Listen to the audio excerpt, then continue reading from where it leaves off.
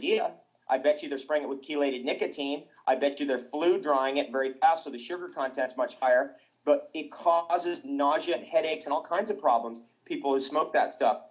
That has nothing to do with tobacco. Tobacco itself is obviously the most powerful plant in the whole world. I mean, when you cross the border, the very first question they ask you is, do you have tobacco on you? They don't ask you any other thing first, but tobacco's first, because the tobacco smuggling business is 100 times greater, for example, than the marijuana smuggling business. Just to put that in perspective, because in our own little niche of our own little world, most people get into raw foods. They're like, they smoke a joint every now and then or whatever, and they think that that's their medicine. But in reality, in the world, tobacco is vastly bigger. It's not even comparable. And the delivery mechanism is what tobacco is really containing, which is the nicotine, is a super dilator. That's that rush, right, that somebody gets from taking a hit on a cigar, for example. That rush is now delivering 4,000 chemicals, which comprise up to 35% of the dry matter weight of that cigarette and 30% of that cigar. So people aren't smoking tobacco, they're smoking chemicals. And it's so bad, Richard, that it's actually, people are smoking radioactive debris. There is actually radioactive debris in chemical tobacco. Google it, look it up, tobacco radioactive debris, tobacco radioactivity, and it will come up. So we are basically dealing with a world that has hijacked a sacred plant, a ceremonial plant, a wonderful plant in its beauty, a very important plant. If you live where I live, look, I have to grow tobacco here because the deer will eat up all my food. But if I have tobacco growing in between all my food, they come and they eat that tobacco once, they get sick, they never come back. This is how the Native Americans farmed in North, Central, and South America since the beginning of time. But we forgot because we became so screwed up with all these theories that are thrown at us, like this chemical tobacco nonsense. And the whole tobacco causes cancer business. It's crazy. I think actually that everybody needs to go to a Native American sweat lodge, and they need to actually have some real tobacco, and a puff of that and say a prayer instead of this like smoke every day, 50 hits a day or whatever that people do, and get more into a ceremonial and sacred relationship with this plant instead of this other stuff that goes on. And the same could be said on almost every plant. The way that we've abused tomatoes and lettuce and chemicalized them and bananas, let's get into a sacred relationship with these things again. And definitely that's where raw food takes you over a long period of time. If you follow it out, if you draw it all the way to its conclusion, which is, hey, let's get into growing, let's get into abundance, let's get into prosperity, let's get into studying growth, let's get into the magic and miracles of growth, then you will arrive at that sacredness. You also realize you don't actually need to eat that much. I'm way happier growing tobacco for shamans. I would never use that much myself. My God, I can take one end of a cigar a month. It's too much. But I grow it and I give it to, that guy delivered a whole bunch of chocolate here to my house the other day, raw cacao beans that I had shipped over from Costa Rica. And he was a Native American Ojibwe. And I gave him a whole thing of tobacco and a big glass of spring water. He was so happy. He could hardly believe it. He was so happy that he actually took on the job to deliver the chocolate here that day. And that's the kind of use that you can have for these things beyond just the beauty of growing them and the protection that they provide from the animals of the forest. Well, that's quite amazing information, and I think that it's fair to say that probably nobody who's probably familiar with what you just said. That's absolutely incredible as far as your insight into tobacco and how beneficial it is. Do you mix anything with tobacco where it's more beneficial to your health, or is it just straight tobacco? Oh, well, you would never, just like, okay, look, this is going in an interesting direction, this conversation. We would never mix, or we would never have, say, marijuana by itself if we're living 1,000 years ago. We would never have alcohol by itself. We would never have tobacco by itself. We would never have coffee by itself. We would never have sugar by itself. These things are really delivery systems. This idea that we have of taking a delivery system and going into massive abuse of it, which is a totally Western idea, is bankrupt. It's absolutely corrupt and bankrupt, and it's screwing up the whole planet. What these things really are, and chocolate also is included. You don't eat chocolate by itself. Chocolate is a delivery system of herbal medicine. If you were going to do the Native American kinnikinnick, the old style, let's say you were in California, you were making a kinnikinnick, you would actually dig up osha root, crush it to a powder, add that to your tobacco. You would include manzanita bark. You would include, let's see, I'm trying to think of some old Native American. Oh, yerba santa is an old Native American mix that they used to smoke with tobacco. And then that would be your mix. So you'd have 4 herbs in there, and you'd smoke that.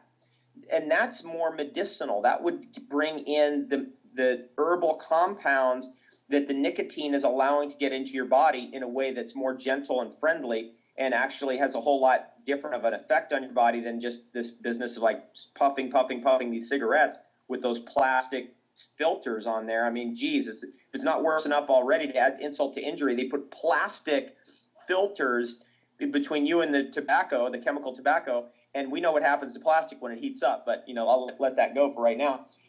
Anyway, same with marijuana. The way that people abuse marijuana is, first of all, it's unconscionable. It's not sacred. It's unholy. Just abuse. And it's like, whoa, wait a second. Let's get into use if you need it. Let's say medical marijuana, and then you would eat it, and that you wouldn't smoke it, and you would add to it some of the most important herbs that normally go with it. Like in Tibetan shamanism, you would add mugwort, right? You would put mugwort in there. You would use other sacred herbs. Calamus root would go in there, and it would make it into a bang lassi, right? That's how they did it in India. You would make it into a drink, for example. They used to put it in hot milk. They would mix herbs like calamus root in there that they would cook into it. And so it was always a mixture of several herbs, not just one thing. Let's talk about coffee. You know, the abuses of coffee in the Western world are also in the extreme. And coffee is a delivery system. That's what caffeine does. I mean, that's why they always put caffeine in all these products, is to get the stuff in so it works. You know, if you go to like bodybuilding websites and study their formulas, always has caffeine in it. Why would they do that? Well, they want to get a stimulant in there so that the body will uptake the nutrients that they're trying to get in there. And now those nutrients are deader than a doornail, obviously, as we all know, and other than excellent. But that's why they do it, and that's the original wisdom of it, is because caffeine delivers. So with coffee, you would use other things. You would put in reishi mushroom and cordyceps mushroom and maca, the great superfood from the Andes. And you would use almond milk, fresh almond milk, as a creamer. And then maybe you put a little dab of honey as a sweetener. Now, I'm not a coffee drinker. I never drank coffee in my whole life. It's actually completely evaded me, strangely enough. But I am definitely a fan of making drinks like that for people instead of the other choice that they would make. And when I do that, they can't believe it. They just literally fall over. Now, if you're listening closely, anybody who's listening in right now and tuning in, you're seeing that where I'm actually at is I've kind of gone away from this like dietary extremism. I'm into upgrading whatever you're doing right now already. If somebody's smoking marijuana, let's make it better. If somebody's drinking coffee, let's make it better and at least make it holy and sacred. If somebody's smoking tobacco, they got to get off that garbage and start literally growing it themselves so they see what's really going on, so that they get into tune with it, so that they're not in that abusive state anymore. If somebody's going to eat chocolate, at least have it raw chocolate. And if they're going to have raw chocolate, have an herbal superfood chocolate so that the chocolate, the theobromine, the dilator, can help deliver the goodies in, right? So we're just upgrading. I just learned over the years to fight people's habits is impossible, but to upgrade them is totally probable. And in fact, that's what they want. And that's where we are. That is quite amazing wisdom, and it's quite amazing as far as also too about the tobacco. I think again, it's just so much misinformation, just like it is with like say hemp. You know, when we look at hemp seeds, they sell the ones that are deshelled. But do you think it's better to have them in the shell and then blend them? Well, in Canada here, I'm fortunate because I can get access to hemp seeds in this shell, and in the UK, you can get access to hemp seeds in the shell, and it's a little bit different when it's in the shell. I generally will sprout them, soak them in water and sprout them, then blend and strain them. That's kind of what I do when I have hemp seed with the shell. Eating lots of shells doesn't really totally agree with my digestion, lots of those hemp shells. But I can eat a lot. I mean, I can get away with it, but I don't like to do that all the time every day. Whenever the nut meat is removed from that shelled environment, it becomes susceptible to oxidation. And so we start losing quality. But still, hemp seed is so wonderful as a food. You know, it's not that bad. It's not as bad as, say, the conventional flax oil that's out there in terms of oxidation. It's not nearly like the conventional olive oil that's out there in terms of oxidation. So as long as it's in a nitrogen-flushed bag and the hemp seed is able to be consumed pretty quickly, so it's not sitting in that bag once you open it for months, but, you know, you consume it within a week or so, you get pretty good nutrition out of that. It's not quite the same as the fresh, but, you know, we got to deal with what we got to deal with in the U.S. because the U.S. is obviously not allowing hemp with the shell to come over the border or to be grown by farmers over here.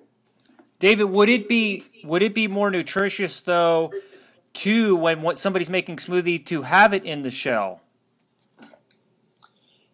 Well, yeah, there's different theories about that. I mean, I'm of the European school and the United Kingdom school of hempology. And all those years of going over to the UK, living over in the UK, and dealing with the hemp activists in the UK, my friend Free Rob Cannabis literally, he did a hunger strike in jail and forced the legalization of medical marijuana in the UK. You know, that's the power of just one man, by the way. He actually, you know, did that. He actually said, okay, I'll go on a hunger strike in the solitary confinement where they threw him in. They were just trying to break him, and he actually ended up breaking them because he was a raw foodist and he knew how to fast and he knew what to do. And now hemp is actually, not only hemp, but marijuana is legal. Medical marijuana is legal over there. Those guys always recommended taking the hemp seed and soaking it in water, waiting for it to sprout, then blending it and straining it and taking all the shell particles out. You could do that in a blender. You could literally just throw the hemp seeds into a blender with the shell on it, blend the whole darn thing up, and strain it out at the end. But when you get a lot of those little shards going through your digestive tract, I'm not sure if that's really the best thing for us in terms of our long-term health. It can cause irritations. You don't want to end up with like diverticulitis from doing stuff like that all the time, you know, in a way that's not really natural. You couldn't really crush down, you know, hemp seeds, you know, in the mega dosages daily in nature. So we have to be a little bit careful on that side of it. Well, that's an excellent point. What are your feelings on soaking nuts? I mean, is this a little bit ridiculous, or should we be soaking our nuts? Because that comes up a lot, and there's a lot of misinformation on that too, as far as soaking nuts and the nutritional value and so forth in doing that. Well, there's benefits to both sides. Okay, so if we soak, we break down the enzyme inhibitors or the anti-digestive factors that are in nuts. It's more complex than just enzyme inhibitors, by the way, for everyone who's listening right now. It's usually just very simplified. What we want to do there is we want to make the nuts more available for folks who have impaired digestion and impaired metabolism. And those are people dealing with cancer. Those are people who are suffering from excessive bloating and candida and digestive distress and don't have any hydrochloric acid and digestive fire. And that's kind of the old living food strategy of soaking nuts and seeds in order to allow some nutrition to get in. And that's one direction. Okay, now the bad side of that is there are two enzymes that are activated by the dried nut. If you eat just a dried nut and seed, you activate trypsin and chymotrypsin, which are two very important enzymes for digestion.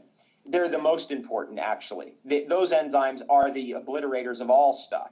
You know, if you eat fat, protein, carbohydrates of any sort, sure, you're going to have some protease and some lipase and some amylase and some of those protein, fat, and starch splitting enzymes activated. But trypsin and chymotrypsin can break down all three of those and more. So what we're learning now from the original work of Dr. Kelly, and now it's continued on by Dr. Gonzalez, is that the pancreatic enzymes, trypsin and chymotrypsin, when they go deficient, that's when cancer sets in. And this whole thing about enzyme deficiency really is about trypsin and chymotrypsin, as far as I can tell, according to all the literature I've read on the subject, which is pretty extensive. If somebody starts taking pancreatic enzymes, trypsin and chymotrypsin, which, by the way, are an animal product and are recommended in cancer therapy by Dr. Gonzalez and originally were innovated by Dr. Kelly, they can have some substantial improvements in their cancer. And that is not true with other types of enzymes per se. They're not as powerful. So trypsin and chymotrypsin are activated like a muscle whenever we take in dried nuts and seeds, and to some degree a little bit of dried fruit. That it starts to increase our digestive fire. And as long as we have a little bit of that every day, what can happen is we can actually build digestive fire. So we don't always want to stay on the soaked nut and seed program all the days of our lives, only when we're very ill. Gradually, we want to work out of that and go back to normal, natural, dried nuts and seeds that still have their enzyme inhibitors and require our pancreas to become active and work itself like a muscle and produce trypsin and chymotrypsin. Now, there is an in-between stage, and that is you can soak your nuts and seeds, then dehydrate them so that they have a little bit of a crackle, and then you'll still get a little bit of trypsin activated, a little bit of chymotrypsin activated, and that's your intermediate stage.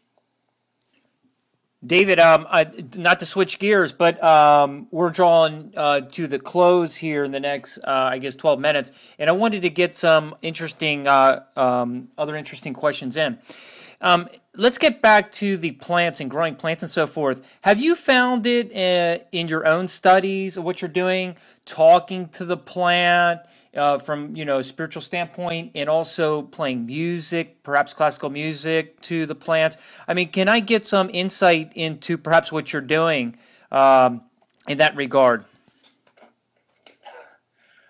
Great question. I spent years growing plants in the front room of my office, 100 plants with music, using Sonic Bloom, which is a CD track developed by Dan Carlson. And he discovered that if you play classical music to plants, within 10 minutes they dilate their stomata, and then you can spray them with a seaweed extract called gibberellic acid, and they will actually absorb it directly through the leaves. And that gibberellic acid is a growth factor. It contains growth factors, and you will produce enormously powerful and massive amounts of growth in your foods. So that's something I played around with for years and years and years. Here's what I found out about that, is that the big leaf plants really respond to classical music very immediately. Like my banana, I had a banana in that front room, and that thing loved it. I mean, it would just go crazy for classical music. But my cacti, they didn't really care too much. They never even really react to all that music and all those things that I did. And every other plant seemed to fall in a gradation in between. So I kind of always looked at leaves from that point on as ears. There is an audio aspect to the leaf, an ear that's present that I had not ever thought of or read about until those experiments were conducted in my office. Now, from that point on, I have done all different kinds of research and experiments on different plants using different kinds of techniques: rock, dust, ocean, water, playing music to plants, loving the plants. Luther Burbank, the great plant agricultural genius, he used to beg to his plants. He used to beg, please, please, I love you so much. Please do this for me. I really want to make your flower purple instead of red, please. And he was caught doing that a number of times by people who worked with him. And those people said that that was a big factor in his incredible ability to develop all these different cultivars of different plants, including, the Burbank potato, which is still used today and very, very famous. He has over 20 cultivars still in production on a massive mega level of his different plants and nut trees and apples that he originally bred. Now, there's other things that I've been doing as well. I've been using dead sea salts. I've been using dead sea salt extracts. I've been using vortex water systems on my plants. I've been working with trimming plants in a certain way to allow them to breathe better, like underneath. Like normally when you see a tree that looks like a pine tree, say your Christmas tree, your standard Christmas tree, a lot of times the tree isn't breathing very well. It's growing in kind of an unnatural situation, exposed to too much light, which is different from its natural forested environment. If you then clip off the bottom branches and allow the air to move in underneath, that's more of what it would experience in its natural forested environment. And that tends to allow the tree to grow better. It tends to keep fungus from being a problem underneath the tree. It's in the forest. So it's a good way to trim your trees is to kind of open them up so that the air can move underneath your trees. Those lower branches should come off. There's so much. I mean, I've also learned to make different teas and feed those to my plants. Biodynamic farming preparations, which I've used on my farms. Spirulina instead of manure, which we do in Hawaii, which is really wonderful. I've used a lot of sulfur over the years, and fulvic acid. And fulvic acid being one of the more interesting things I've ever come across. Fulvic acid is both good for human nutrition and for plant nutrition. But what fulvic acid is just sedimentary rock from an ancient riverbed that was never stripped down to the bedrock by a glaciation event, and therefore just kept building up, and that river silt becomes hardened into a sediment. And that's basically what fulvic acid is. You could take a chunk of that river silt, that hardened sedimentary rock, throw it into water, and it will dissolve in water with a little bit of stirring, a little bit of activity in the bowl, and then pour that right onto a plant, and you'll get instant results. I actually did that on a plant back on my farm in Hawaii, and I was amazed by the results of that. There's a lot that goes into all this stuff. I mean, I've also gotten seaweeds. I've got whole bags of seaweeds in my shed right here for all my plants here. I've got bags of calcium sulfate to bring out sweetness in my fruit trees, because calcium is really good to bring out the sweetness in your fruit if it's too acidic, and I'm on a very acidic soil here, so I need to get that sweetness in with that calcium sulfate. Then it just goes on ad infinitum, ad nauseum. Well, that's just, again, absolutely mind-blowing, your information and your vast knowledge. And I have a interesting question that I want to ask you, and I'm glad I remembered. You know, when we look at the properties of and nutrition of some of the herbs, David, and spices, they're elevated after we heat or boil them and infuse them with hot oil. And shamans have practiced that for, a long time. And in Ayurveda, they do this even to today. And I know that it contradicts raw food. Now, can you comment on that practice of heating herbs and spices and so forth, and cooking and so forth? Can you comment on that, please? Raw food is basically one part of an equation about diet, but diet is a much deeper phenomenon to any herbalist and nutritionist who's really in on the nature of these historical systems of herbalism and delivering herbal medicine. So let me just break it down into three categories for you. One is food, which means calories, which means macro elements like protein, carbohydrates, fat, which means just bulk and fiber and calories to digest. So that's food.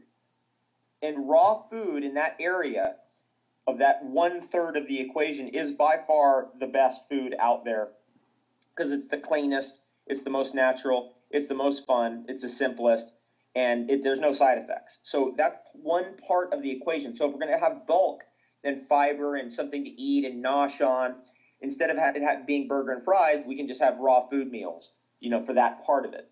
Then there's the superfood piece, which is really where we get a chunk of interesting medicinal compounds and cold calories as well. So there's some fuel to burn there, but we also get some novel mineral content, and even vitamin content, which I can't say we're going to get from just, say, your standard raw food diet, and we're definitely not getting it from the conventional diet. I mean, the conventional diet is just a complete disaster from top to bottom. Then there's another piece, and that is the super herb piece. And the super herb piece is an alchemical piece, right? That's say your medicinal mushrooms, which I pick from the forest next to my house here. I dry them out in the sun. I have them right here in front of me. I'm looking at them right now. I'll break off a piece, throw it in a tea. I don't boil my tea because the research indicates that we don't need to boil, and so I've upgraded my operating systems in that way. I can extract in oil if I want to without damaging the oil, because the old methods are always kind of like dumbed down to the lowest common denominator. We just don't need to fall for that. You don't need to boil anything. You don't need to rancidify any oils. You can just use a slight amount of heat, get the same effects and all the benefits that accrue from keeping the oil intact and non-rancidified, for example, or keeping the water from being boiled. When the water boils and you cool it down and then drink it, your body has a white blood cell reaction to it as if you'd eaten cooked food. And that is not true of tea that's heated up to, say, 50 degrees centigrade, or tea that's heated up to even 70 degrees centigrade and then cooled down, and then you drink that. So that's an interesting discovery, and that's part of the insight in that alchemical part of the herbal piece of our diet, which is really where the medicine is. Now, as time goes on, what ends up happening is we move from, say, food and into superfoods and food, and eventually into super herbs and food and superfoods. And those three together really comprise the natural approach to longevity from a dietary standpoint. I'm not opposed to using heat, but if you use heat, it's got to be used cleverly. It can't just be haphazard and random, because that's gotten us into all kinds of trouble in terms of the debris and ash and detritus of our previous and former diets, which we're all wondering how we survived at this point. David, I think there's a lot of misinformation, too, about you have to eat animal products to get a certain brain chemical. And I would like you to comment on that, because I think there's one in particular that you simply cannot get from kale or other forms of protein diet. Could you please clarify that? Well, there's a number of issues in the animal foods that are important and that are brought to light. One of them is vitamin B12, obviously, which is a very unique vitamin in the world. It's 100 times bigger in molecular size than any other vitamin. It doesn't really shouldn't be fitting into our vitamin paradigm. It kind of confuses us, doesn't really give us the right angle on what vitamin B12 really is. Another thing is vitamin K2, which is super important for mineralization in children. Then there's DHA and EPA, which are the long-chain omega-3 fatty acids. Then there are, the whole factors about protein and can you get enough fat, and how about the digestibility of the fat. And the answer to your question is you can get all those things from plant sources. It can be done, but you need to do it cleverly. It just cannot be random as well. You can't just be kind of a militant vegan running around and then expect that you're just going to magically develop vitamin B12, because 20 years later you might be in for a surprise. And that's usually what happens is 10, 15, 20 years, some of these things can really make their appearance as being problematic.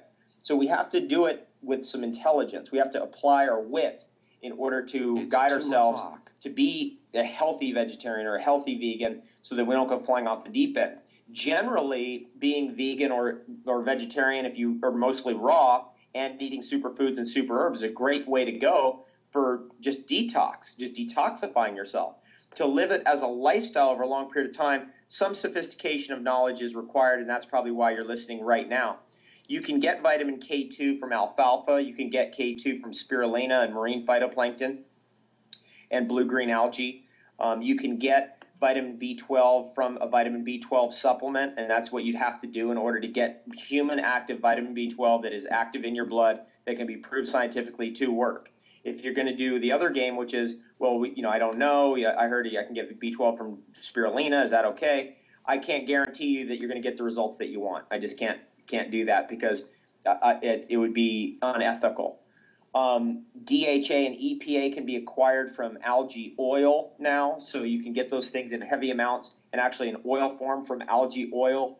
And you can get your protein, and a significant amount of protein, more protein than you ever got from bologna, that's for sure, from superfoods. Almost all the superfoods are not only complete proteins, but they also have factors that accelerate your absorption of that protein. For example, hemp seed has its protein in a form it's a globular form, which is called edestin, which is almost identical to your albumin in your blood, and it's highly absorbable because of its globular form. So the cofactors are there that then deliver the protein, which is a critical piece of the puzzle. And one of the things we know about superfoods is they get people's neurological health sorted out because of this protein factor. Protein isn't about building muscle first. It's really about building brain chemistry first and getting the proper neurotransmitters. And I've seen so many, crazy vegans and so many crazy vegetarians who don't have the right brain chemistry that I could fill volumes of books with that stuff.